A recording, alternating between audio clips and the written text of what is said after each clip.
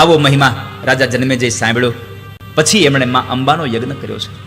જ્યારે યજ્ઞ સંપન્ન થયો ત્યારે નારદજી આવે છે. નારદજીને હસતા હસતા જોયા છે.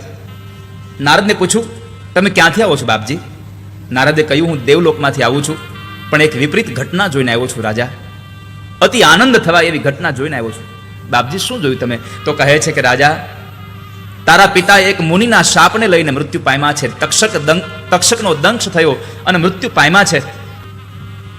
પણ ઘટના મેં એ જોઈ છે કે મુનિનો શાપ મળ્યો, સર્પનો ડંખ મળ્યો, છતાં પણ તારા આ દેવી ભાગવત યજ્ઞના પ્રતાપને લઈ, એના પ્રભાવને લઈ અને માં જગદંબાએ આ તારા યજ્ઞના પ્રતાપે એ તારા પિતાજીના આત્માને દિવ્ય શરીર ધારણ કરાવી અપ્સરાઓ અને દેવતાઓ સ્તુતિ ગાન કરતા કરતા કરતા, સ્વાગત કરતા કરતા કરતા એને માં જગદંબાના મણિદીપમાં લઈ ગયા છે, માના ધામમાં લઈ ગયા છે. ને આ તારા અંબાના યજ્ઞએ તારા પિતાશ્રીનું કલ્યાણ કર્યું છે.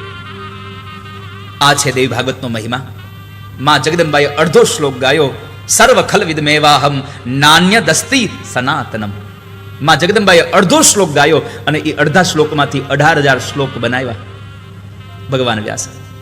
ભાગવત તો 4 શ્લોકોમાંથી બન્યું, દેવ ભાગવત તો અડધા શ્લોકમાંથી બન્યું છે ખાલી.